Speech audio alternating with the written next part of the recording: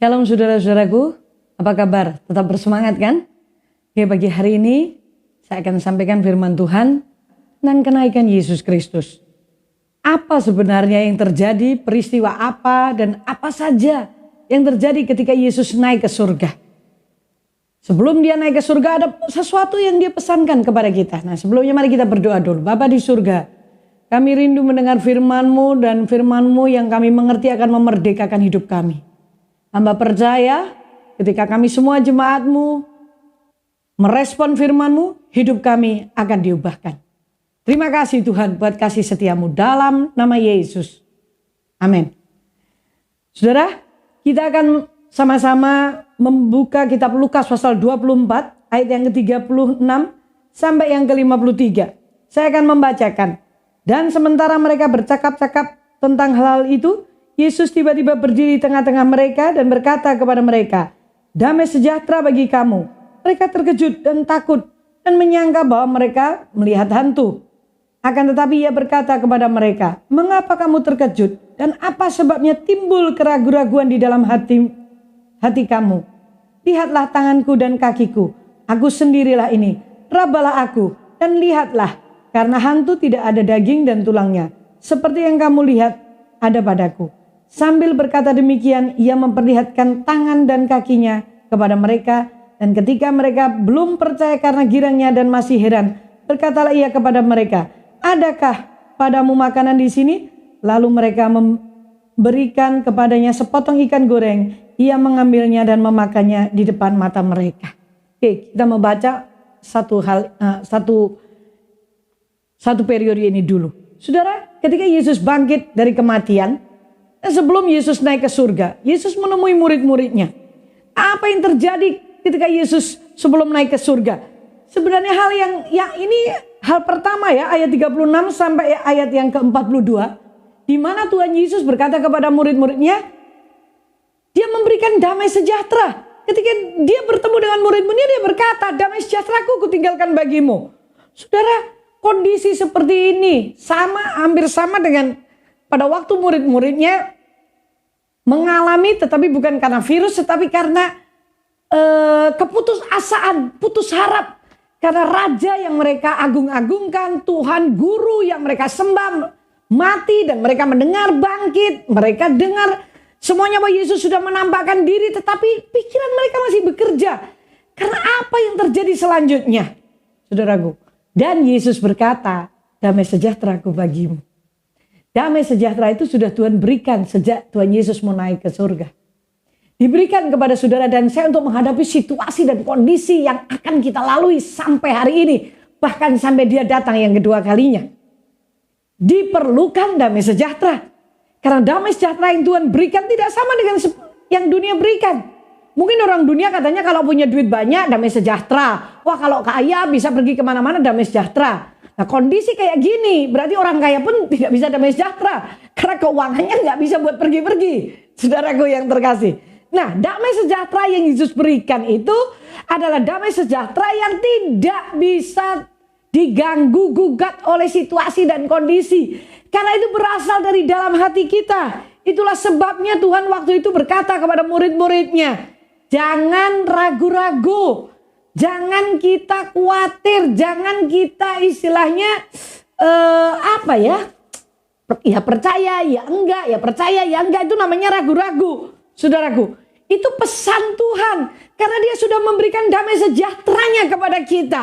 Nah, kalau damai sejahteranya sudah ditinggalkan kepada kita, saya percaya pasti semua perkara yang mendukung damai sejahtera itu terjadi untuk hidup kita akan beserta dengan kita. Jadi jemaat, dengan baik-baik, mari kita perhatikan firman Allah. Bahwa damai sejahtera itu sudah diberikan kepada kita. Jangan ragu-ragu. "Aduh Bu Ella, bagaimana caranya supaya damai sejahtera itu tetap ada sekalipun Yesus sudah bicara tapi saya masih ragu." Itulah sebabnya ada di ayat selanjutnya. Waktu Tuhan Yesus melihat murid-muridnya itu ragu, mereka kaget, pastilah ekspresi itu ya. Sekarang kayak saat ini kita tuh ada banyak orang yang ragu loh. Bertanya-tanya sampai kapan, bagaimana ini caranya. Nah, sekarang caranya adalah ada di ayat yang 39. Lihatlah tanganku dan kakiku, aku sendiri ini. Rabalah aku dan lihatlah. Ketika saya memikirkan ayat ini, saya berkata, Tuhan, kalau kondisi sekarang ini apa yang sama? Roh Kudus itu seperti berbisik. Ketika kamu datang kepadaku, meraba itu nggak mungkin kalau nggak dekat. Berarti kita datang kepada Dia, nyentuh Tuhan. Kita melihat dan kita sentuh Tuhan. Maka kekhawatiran, keraguan akan hilang. Karena kita akan melihat satu bukti bahwa Yesus memang hidup sampai hari ini. Datang kepada Dia. Jamah Dia. Raba Dia. Lihat dan raba, datang berarti kepada Dia. Saya percaya. Saudara akan menjumpai Yesus Kristus yang hidup. Yang selalu beserta dengan kita. Yang janjinya tidak pernah terlewatkan. Pasti tergenapi. Itulah sebabnya mari. Dalam kondisi seperti ini. Seberapa banyak kita yang meraba istilahnya. Datang. Menjamah Yesus. Membuktikan bahwa Dia hidup. Datanglah kepada Dia. Senggol istilahnya, pegang Dia saudaraku. Dan saya percaya. Kita akan melihat. Bahwa Dia akan berbicara kepada kita. Seperti kepada murid-muridnya. Dia berbicara, adakah padamu makanan? Karena ini berbicara tentang relationship. Kalau sudah makan bersama. Orang tidak akan makan bersama kecuali mereka punya hubungan yang baik. Nggak mungkin saya nggak kenal sama seseorang terus tiba-tiba saya ngajak makan bersama. Ngajak makan bersama karena sudah akrab. Yesus ingin kita membangun hubungan. Itu yang pertama. Yang kedua, ada di ayat 44 sampai 49. Ia berkata kepada mereka, inilah perkataanku yang telah kukatakan kepadamu ketika aku masih bersama-sama dengan kamu. Yakni bahwa harus digenapi semua yang tertulis tentang aku dalam kitab Taurat Musa dan kitab Nabi-Nabi dan kitab Mazmur. Lalu ia membuka pikiran mereka sehingga mereka mengerti kitab suci. Katanya kepada mereka, ada tertulis demikian, Mesias harus menderita dan bangkit dari antara orang mati pada hari ketiga. Dan lagi dalam namanya berita tentang pertobatan, pengampunan dosa harus disampaikan kepada segala bangsa mulai dari Yerusalem. Kamu adalah saksi dari semuanya itu dan aku akan mengirim kepadamu apa yang dijanjikan Bapakku. Tetapi kamu harus tinggal di dalam kota ini sampai kamu diperlengkapi dengan kekuasaan dari tempat tinggi. Yang kedua saudaraku, supaya saudara mengecap dan mengerti arti kenaikan Yesus Kristus ke surga adalah Tuhan Yesus itu membuka pikiran. Ketika Yesus mau naik ke surga, Dia lagi berbicara. Ketika tangannya terangkat, maka dibukanyalah pikiran mereka.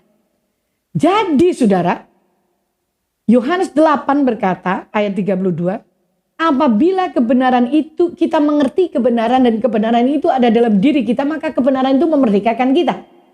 Nah, sedangkan kita jujur saja kalau baca Alkitab seringkali kita tidak ngerti. Apalagi dalam kondisi capek, ruwet, banyak masalah. Nah, saudaraku. Tetapi kita harus ingat janji Tuhan sebelum Dia naik ke surga. Dia membuka pikiran murid-muridnya.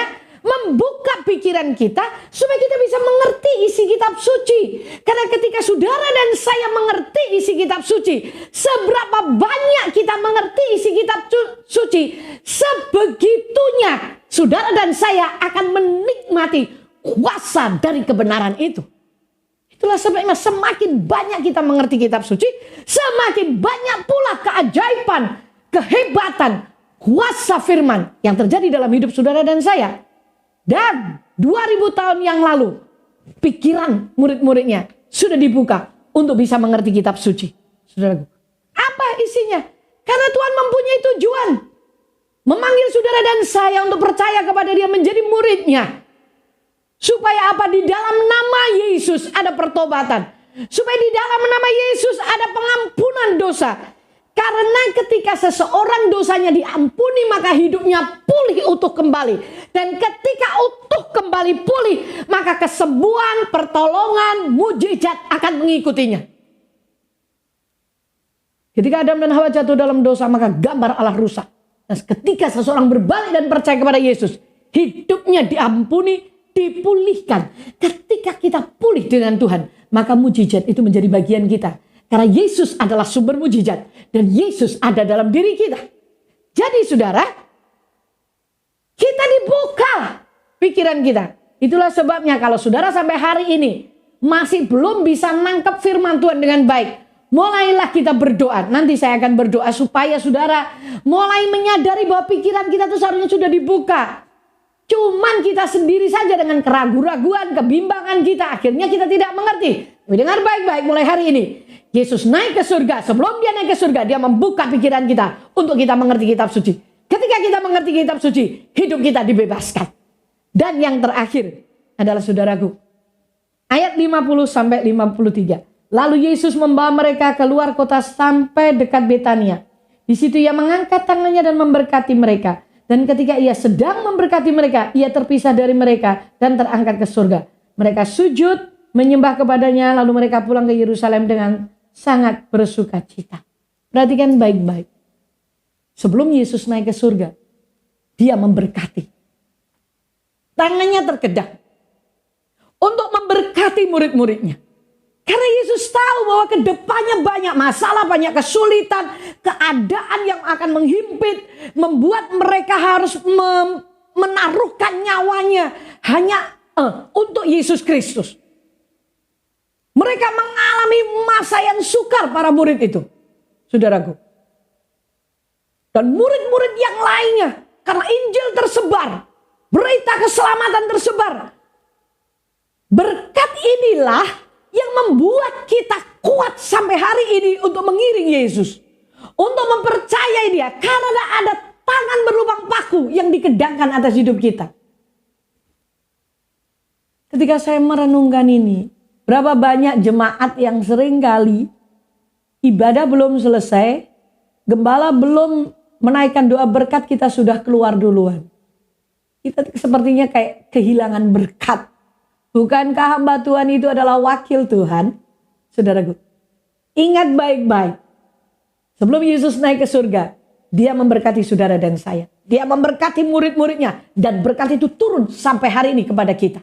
Jadi kalau kita tahu persis bahwa kenaikan Yesus itu memberi damai sejahtera. Kenaikan Yesus Kristus ke surga membuka pikiran kita. Kenaikan Yesus ke surga memberkati kita. Sehingga saudara dan saya ketika mempercayai firman Tuhan ini, saudara dan saya seharusnya merasa aman. Sukacita, kita dikuatkan, kita dipulihkan. Karena memang Tuhan sudah meninggalkan warisan yang berharga. Lebih daripada duit. Lebih daripada semuanya yang ada di muka bumi ini. Dia naik ke surga dengan memberikan damai sejahtera. Meninggalkan damai sejahtera. Dia naik ke surga. Dia membuka pikiran kita. Dia naik ke surga. Dia memberkati kita. Kalau engkau masih takut dan khawatir, berarti engkau tidak menyadari apa yang Yesus sudah kerjakan. Mari pagi hari ini saya ingin berdoa bagi saudara yang masih ragu-ragu seperti murid-muridnya itu, yang setengah percaya setengah tidak. Pagi hari ini saya akan berdoa buat saudara. Kiranya firman Tuhan ini memberkati saudara, menguatkan, memulihkan, dan membuat hati kita berbalik kepada Dia. Dan saya percaya hidup kita tidak sama lagi. Mari kita berdoa. Saudara yang merasa engkau ragu, khawatir, dan takut, taruhlah tanganmu di dadamu. Bapa di surga, di dalam nama Yesus kami datang kepadamu. Hamba sampaikan apa yang menjadi pesanmu hari ini, Tuhan. Kiranya kekuatanmu mengalir kepada setiap kami yang mendengarkan. Kepada setiap kami umatmu Tuhan yang menyimak firman-Mu. Karena kami tahu akan janji-janji-Mu pagi hari ini kau perjelas kepada kami. Sehingga ketika kami mengerti maka firman Tuhan itu akan bekerja dalam hidup kami. Dan hidup kami tidak sama lagi.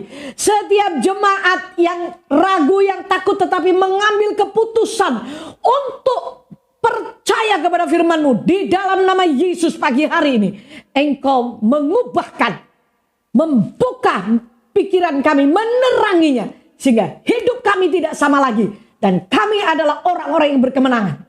Kami tidak ditinggal sendirian. Karena ada Roh Kudus yang kau berikan kepada kami. Terima kasih Tuhan Yesus buat hari ini. Terima kasih kami memperingati kenaikan-Mu ke surga. Dan Engkau sudah meninggalkan harta yang lebih besar daripada emas dan perak. Karena kami tahu ketika kami mempercaya dan menikmati ini, hidup kami akan menjadi berkat. Dalam nama Yesus kami bersyukur. Amin.